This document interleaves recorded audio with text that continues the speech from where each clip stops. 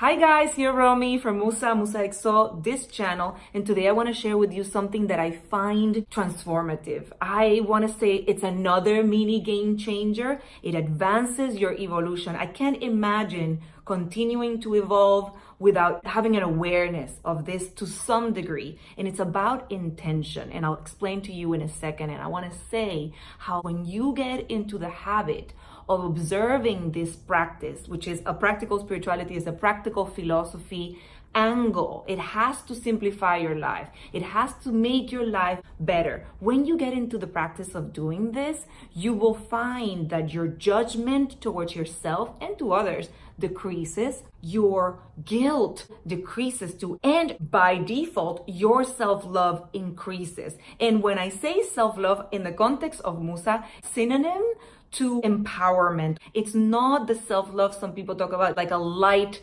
uplifting self-esteem. This is deeper and a lot more sustainable. So intention, the energy that goes injected into your creations, into your words, into your emails, into your contracts, into your food, into your art, whatever it is that you're doing has an energy carried in it that is put there through the intention you had previous to that. So with this practice, you start becoming more aware of your governing intentions. Instead of acting by default and letting a combination of conscious, subconscious mind to run the show, you are screening more frequently what it is that's motivating you to act. So as you know, acts, words are neutral. They're not positive or negative.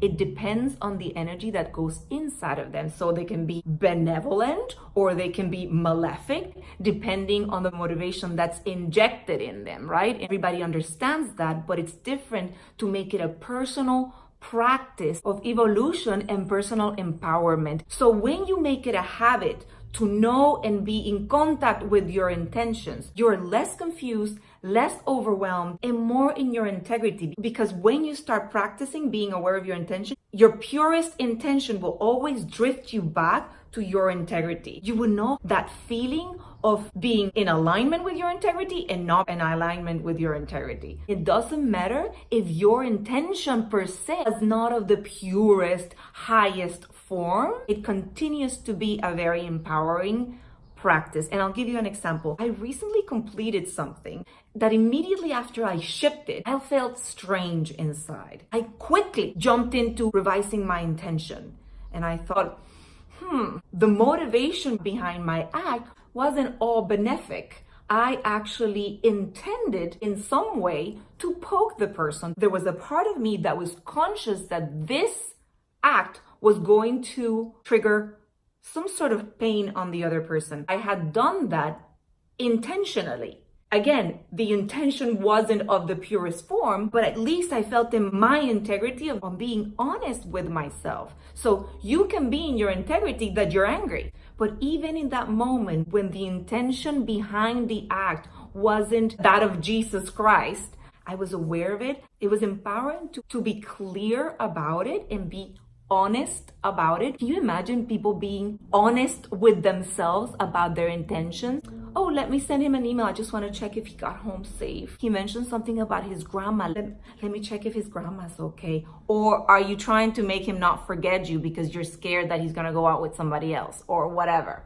Or the flattering other people, you gain their appreciation because you have very little appreciation for yourself. When you get in the habit of checking your own intention and being honest about it, be so clear to you because you will recognize as a mirror what's intention that's aligned with the truth of that person and what's intention that is coming from somebody that's broken and confused, that hasn't done the homework of self-growth, that has a mess inside and outside. And so it's not about judging them. It's about how much you're going to participate on that. When you become really aware of this, you see how much people lie to themselves. They're not in touch with their real intention. But this to be in touch with your real, you have to do a little bit of self-work. You have to be very sincere. It's not about walking around being skeptical about people's intentions and becoming paranoid and judgmental about others. No, this work is for you. You have a whole lifetime to clean up and align your intention. Forget about the rest. You become integrated with your own stuff. Actually, people who are constantly skeptical about other people's motivations and intentions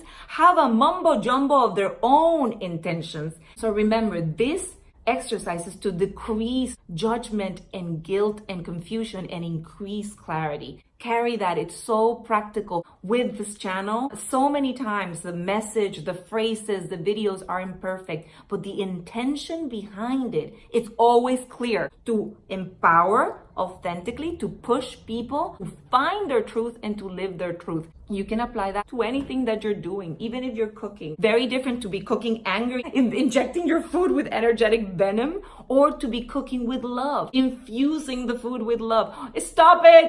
A part of me says, stop with the examples. They understand. The other part says, more metaphors. Bye, guys. I hope this inspires you to be more honest with yourself, and I'll see you online. Don't forget to give it the like, and if you have any personal gold, any personal wisdom, or if you want to share where you're from, please put it in the comments. See you online. Beso. Ciao.